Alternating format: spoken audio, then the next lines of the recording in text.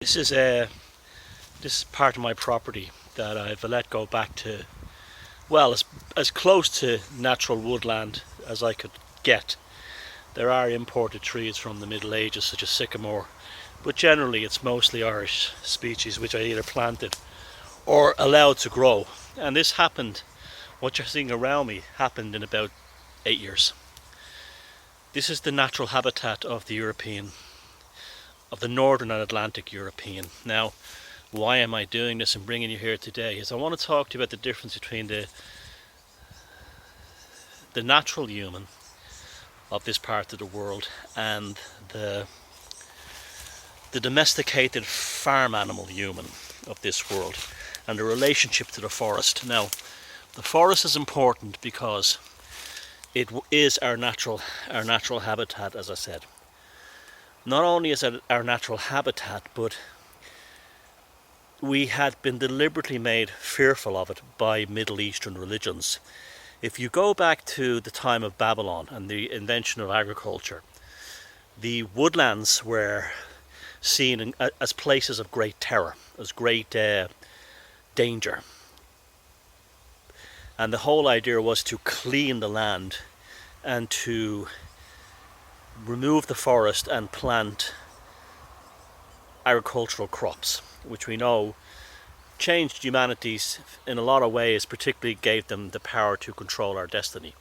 Those who control the food supply and food regulation control the destiny of humanity. Where the woods were feral, the woods were wild. And even the Epic of Gilgamesh talks about this idea of the woods and man emerging from the dangers of the woods and into the salvation of the farm or the agriculture. But the thing is that there's more sustainability here than there is in any one field of crops. I'm surrounded by food. My gun, I can come out here and shoot animals if I had to. I don't, but if there's a food supply, I could. There's numerous plants here. The elderberries are just about to flower and then produce fruit. There's everything. The haws are about to appear on the hawthorn trees, the hazelnuts, and other forms of food are here, as well as the mushrooms are growing. There's everything you need here to survive on, and quite surprisingly sizable populations of humans can survive in native woodlands. In fact, it happened during World War II, when people wanted to escape the Second World War, on both sides in Europe for whatever reason. They ran into the forests of Belarus and even parts of Germany and Czechoslovakia and hid there successfully. We're talking large numbers of people now outside while the war raged on around them. They were not affected by it. You can live here. We can live here. This fear of danger in the forest was given to us by the Abrahamic Middle Eastern religions, who were terrified of this environment. They could not control it. Although it's full of meat, food, protection and safety and shelter, it's a wild place. And so the Christians invented this idea of the woods being a terrible place, a dangerous place children should not go to. So fairy tales like Hansel and Gretel, Little Red Riding Hood, and all these dangerous animals who live in these beautiful places are here to kill us and eat us. But yet, inside that as well, and it is true, there's also the salvation for survival. In a field full of wheat or barley or anything, when that crop has been harvested, how can you survive in the field? You're open and you're outside. You've no shelter and there's nothing to eat. In fact, you're also an easier target for wild animals because you stand out a mile in a field. If I was dressed here in green, or maybe even like in Mark Olley's work, listen to the podcast he did on legalized freedom with Greg Moffat. I could paint myself in copper.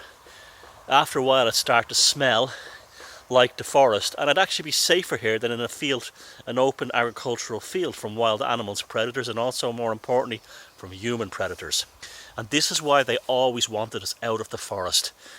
During the Elizabethan plantations of Ireland, large numbers of native Irish lost their lands, and they went to live in the forest of West Cork and survived there.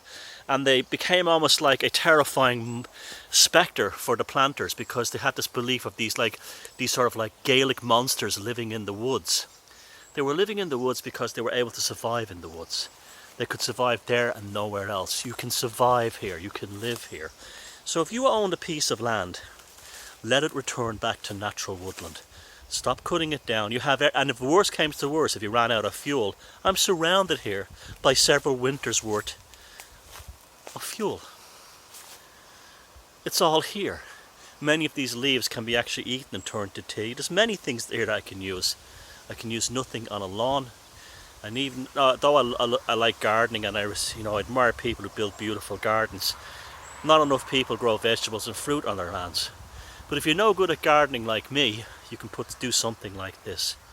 It's teeming with wildlife, but also it's allowing me to remember what my ancestry is, who my people are, where I come from, and how we will survive. I know the last video I made about the collapse of Western Europe was down, but I was in a bad mood that day. I was feeling particularly dark because of what would happen in the fire in London, and also a few other things like terrorist attacks around Europe. But I came back out here to the woods, and I was almost like I had been given some kind of benediction, to use a Christian term, some kind of respite from the bullshit, to remind me that as long as we have this, we'll always be who we are.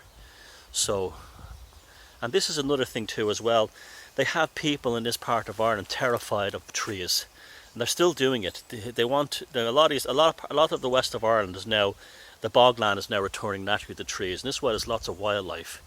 And they have people thinking, you can't plant trees anywhere. I agree with you, you can't plant pine trees, imported pine trees everywhere, but most of the new forests are indigenous species of trees. And as a result, the wildlife is coming back and teeming again. Ironically, the landscape is more natural now than when it was under agriculture. This is why Christians put a big emphasis on agricultural communities and bringing in the sheaves and the flock and all that stuff.